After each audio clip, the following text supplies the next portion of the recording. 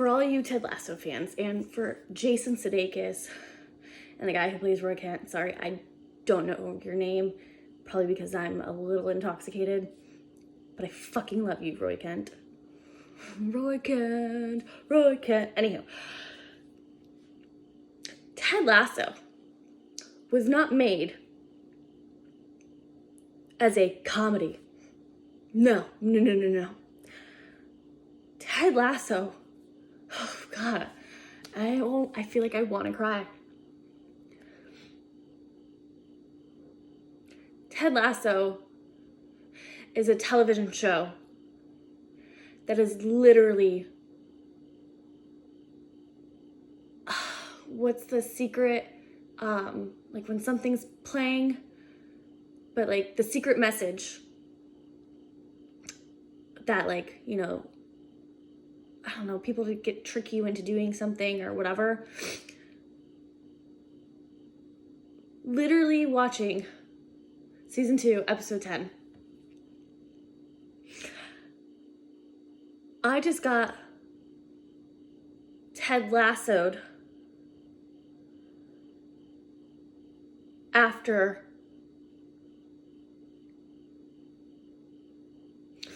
why can't I think of her name? Damn it.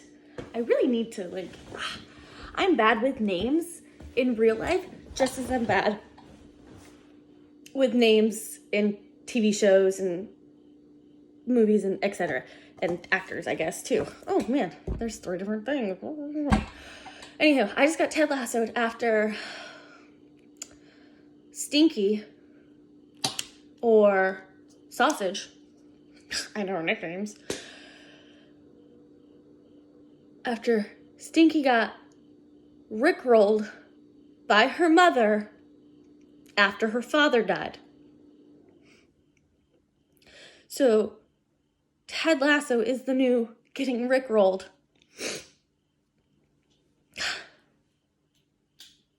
God, I need to go to therapy.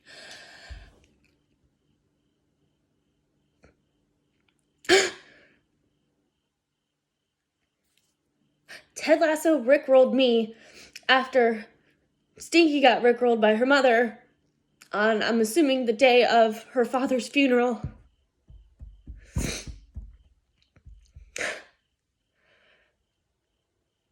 And it's been 10 years since my dad's passed. And I don't think I've ever gotten over it. And I make a lot of dead dad jokes. Because it's what helps me get through my depression.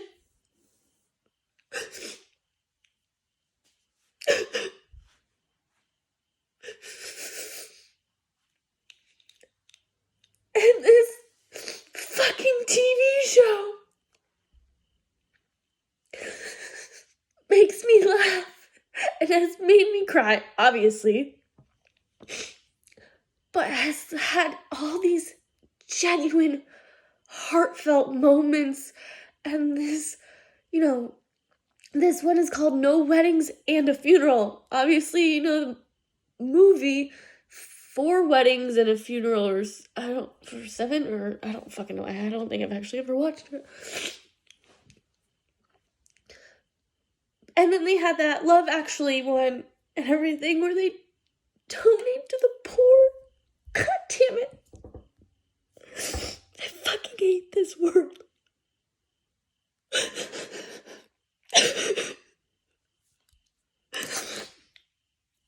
There are so many times in life that I have felt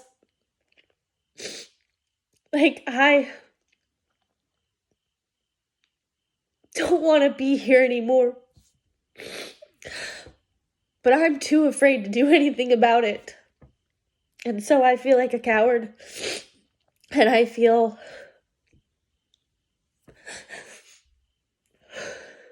alone. And I feel like anything I do, whether it's a job, whether it's a relationship that I get into, and I don't get into relationships easily, or whether it's my family, who I've always felt like the black sheep.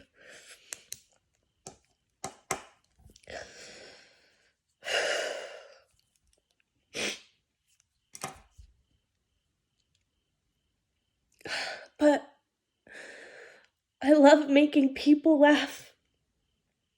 And that is my favorite thing to do. I love doing improv. I wish I was better at writing, because then I could be a better stand-up comedian. I could be a better... Or, like, I have so many skit ideas. I just don't know how to fucking put on paper.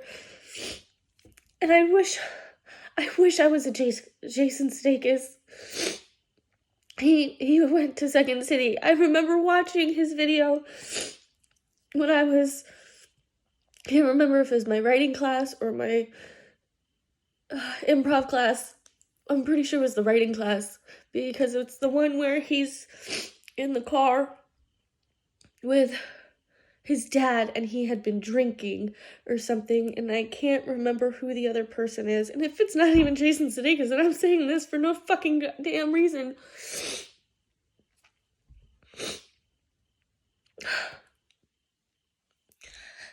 And it just, there's this back and forth, and it's hilarious, and just the comedy, the movement, it was genius. And ever since then, I was like, how do I create something that amazing?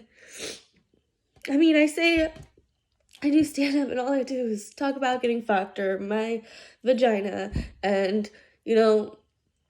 old white people definitely don't like my sense of humor, or at least, old white males with their wives next to them as well. And it's just like, I can't do fun, non-sexual comedy, because I'm not, like I said, I'm not good at writing. And I know some people may look at me like a slut or a whore, and I just make the joke. They don't call me Cocktease Coleman for nothing, because my friend Christopher Metz called me that one time in college, and it kind of stuck. And then, after my one boyfriend broke up with me, I was still invited to the bachelorette party of his best friends, and I remember wearing the pin with Cocktease Coleman, because I was like, you know what, fuck it. I just, at the time, thought I lost the love of my life. But whatever, we're not going into there, because I don't need anybody knowing about that.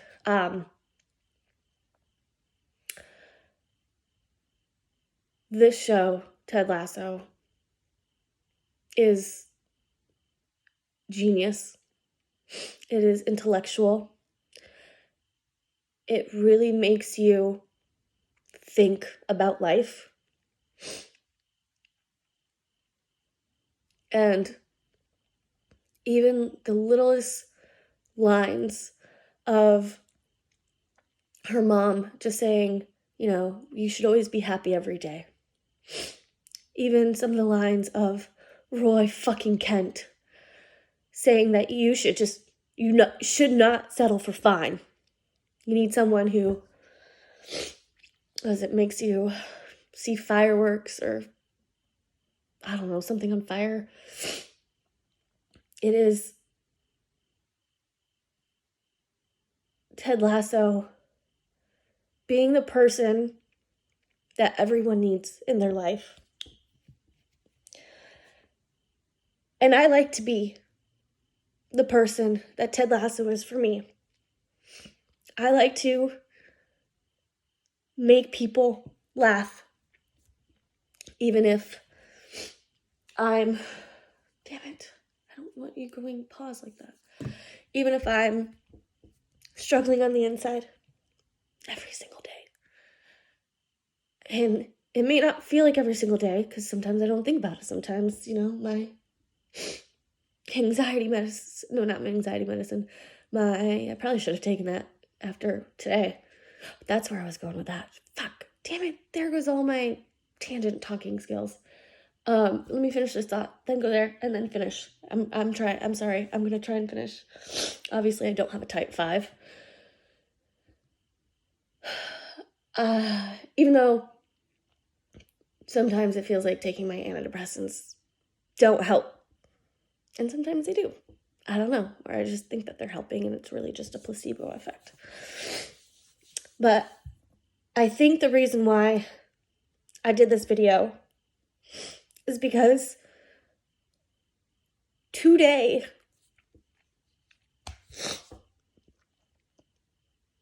I was leaving the grocery store after getting off work to go celebrate friends getting deployed all over the world in the next week, in the next few months, year. And a lot of people come and go in my life. And as I was sitting as that first person in the left-hand turning lane, I was on my phone, texted whatever, stopped. I saw the green light. I put my phone down and I proceed to take a left turn. Now, what I'm about to say, most of you will probably be like, oh, thank God for that. Oh, God does all this. Fuck no. Accidents happen in life. That's what makes us human. That's what kills us sometimes by a real accident. But I don't believe in any of that shit. And you shouldn't hate me for not believing in anything. I don't know what to believe. I mean, I did tell my dad. We were outside, my mom, him, and me. And here I go on another tangent. And I'm literally that one meme where it's like, if you're friends with me and I'm telling a story, you need to be prepared for all like the 50 different roads of tangents. And every time I say tangent, I think of math. And they just had trigonometry. Fucking fuck. Anyhow, that was the last episode, which, oh my gosh, Coach Beard. Excuse me. That is the truly speaking. I want to say it was about 2 months before my dad died. And my mom and him were smoking cigarettes. And even though he had cancer, he was like, you know what, I'm still going to enjoy what I like to do. It's already killing me. Might as well, not want one and not be able to have it just because. And so we're sit there talking, and just like this episode, I asked my dad, do you believe in heaven or hell? And my dad says, no, I believe you either go to the city or you go to the slums. And after that, because, I've struggled with a family who wants me to believe in something I don't believe in. So I wanted to get my dad's outtake, I don't know. And I go, Dad, so I don't know what I believe in. I don't know if your soul leaves your body, which, holy shit. Roy fucking Kent with oh, they say that 21.3 grams is the soul leaving the body after. I mean, his fucking thing which is something I probably would fucking say. I think, I hope, I don't know. I'm not that funny, obviously. Is he's like, the person who found that information out weighed someone, then murdered them, and then weighed them again. And you live and you die and left. And I was like, holy crap, that is me. That's something I would have said or thought. Or anyhow. So I go to my dad and I said, I don't know if I believe in anything or if there's that whole you watch over us when you die.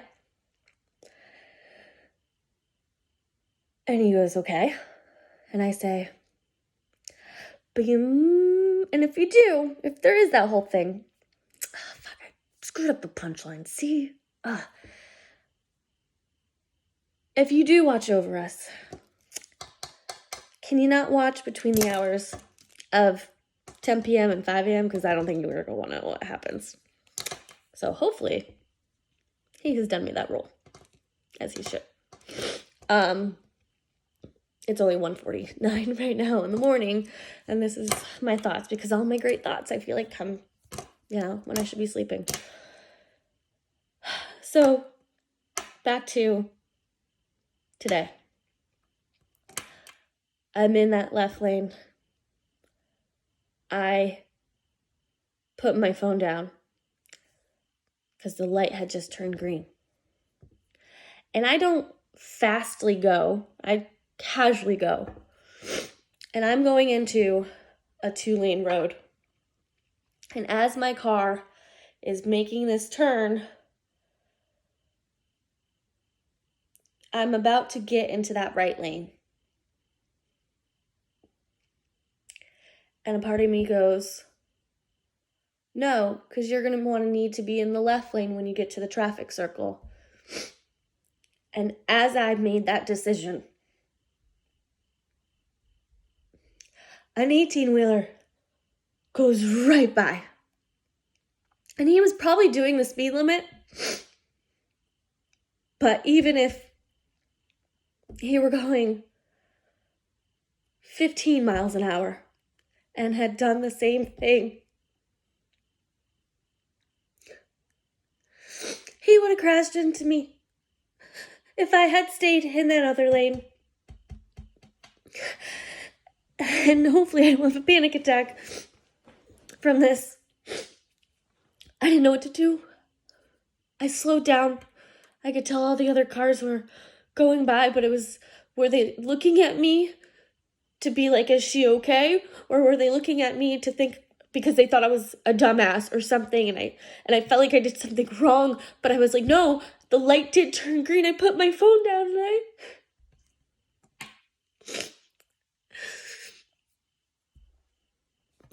and again, you guys might believe in miracles. You might say my dad was watching over me, because it was a little after 6 p.m. when that happened, on my way to a party with friends to say goodbye to some of them. But I called my sister because I started crying, and I needed someone to talk to, just to tell them. And then, of course, when I went to the party, I kind of joked about it, because that's what I do. My life is a joke, and I joke about my life. And that's why about 80% of my stand-up comedy is probably true. Because I'm 32 and I'm alone, and I'm depressed. And I need to do something about it. And if you're out there, someone who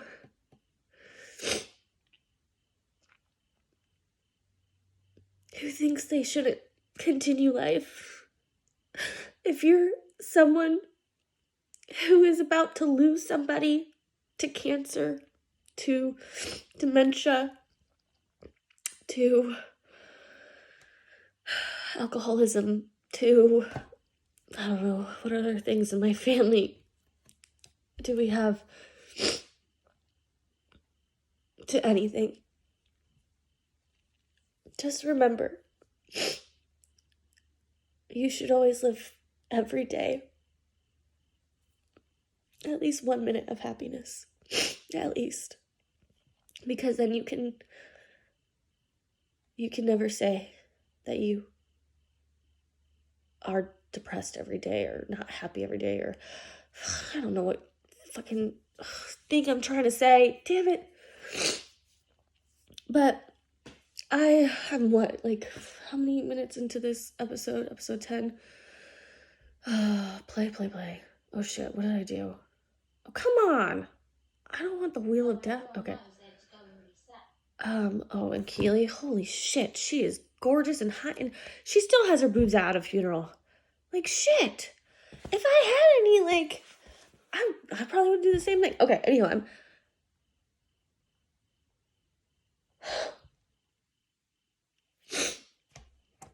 Gosh fucking damn it. The time is 8:31. Obviously, it started to play again, and I stopped it real quick. So that means there was only a second that went by, and holy coincidence, and my number theory that I have that I just need to tell you guys some other day about that. I don't know why I'm saying guys. I don't even know if I'm gonna fucking share this with anybody. And just keep it locked away forever for when I do feel sad and depressed and crying my eyes out at almost 2 o'clock in the morning. When I say a second has gone by from the time that I paused it would be 8:30. And my dad passed away on August 30th, 10 years ago.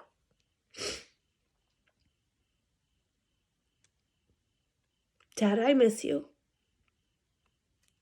Every single fucking day. And a part of me wonders where I would be in life if I hadn't lost you. And some people are going to say, well, everything happens for a reason, and God wouldn't give you if something that you couldn't handle, or blah. Please don't. Please don't. Like, I don't want to hear any of that.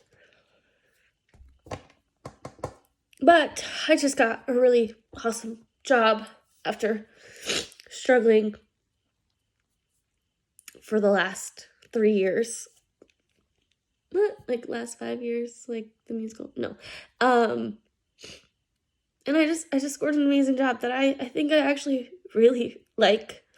And I'm so excited to be learning, and I'm so excited for the team that I have.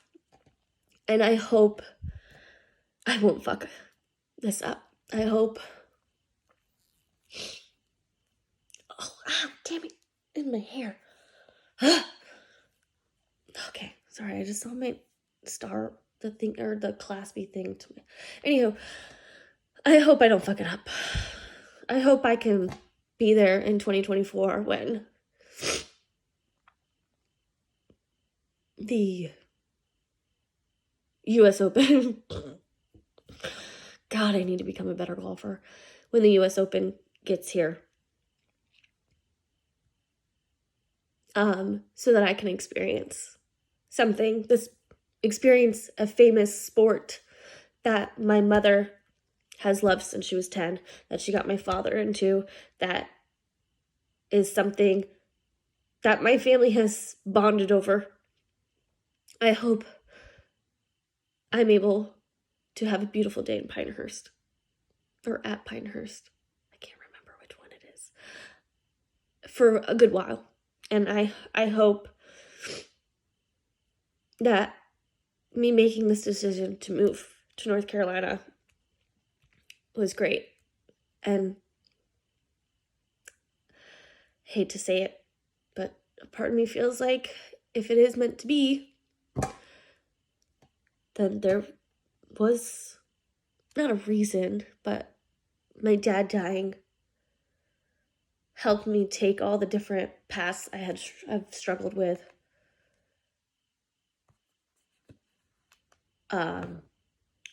Over the last 10 years, and all of the things that I've messed up on and faulted on. And if we're not friends anymore, if I did something or you did something, like, I'm willing to forgive anybody and everybody who's done me wrong. I would just hope, you would do the same. Please reach out. Or to anybody. Just reach out to someone you haven't heard from in a while. And don't ask them to be part of your pyramid scheme. But reach out and just genuinely ask how their life is, and have that reconnecting moment. Because sometimes you can find the friendships in the oddest ways. Actually, damn it, I did not mean for a 25-minute, it's 25 minutes right now. Actually, 4 months before my dad died, my great-grandmother passed away. My Nama. I was about to go to another tangent, but I'm not going to do it. I was crying in the bathroom because I was in Florida, Gainesville, Florida, after my friend's graduation, and my mom had just called me to let me know, and I was obviously out drinking and everything, and I go to the bathroom because I just couldn't stop crying, and so I'm in a stall, and I'm just crying, and of course I come out, and I'm like wiping my tears away, and this girl goes, "Oh, you're too pretty to be crying over a boy." And like, of course I wipe my tears and everything, and I said, "Oh, I'm not crying over a boy. My grandma just died." And she was, she obviously felt bad. And we exchanged, we had our Facebook names, and found out we both have the same first name. So Katie Phillips, I think that was your last name. Hello again. Again, if I post this, I don't know if I'm gonna post this. Why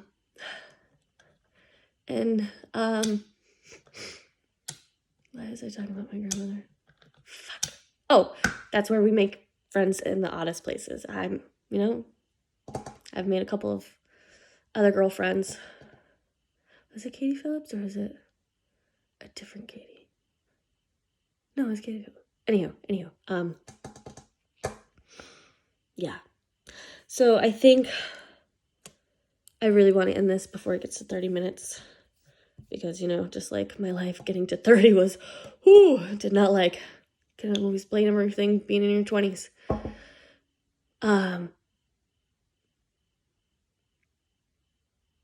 Ted Lasso is my mental health therapy. It makes me laugh. It makes me cry. It makes me think about life in general. And like I said, I've debated a lot about living life. And I know a lot of people have too. But just keep holding on. Make someone else's day. Smile every day and be happy. And eventually we will die. And whether that's 5 minutes from now or 500 years from now, just know that there's somebody who is looking up to you. And with that being said, on the day of my dad's memorial service, because he got cremated, Flash went to ash. There's another fun story about my dad's ashes. Anywho, this was my uncle. My uncle's also passed away like years prior, and my mom had both of them in the closet. Their urns in the closet. And so when my mom moved, my dad came out of the closet with my uncle. Anyhow, no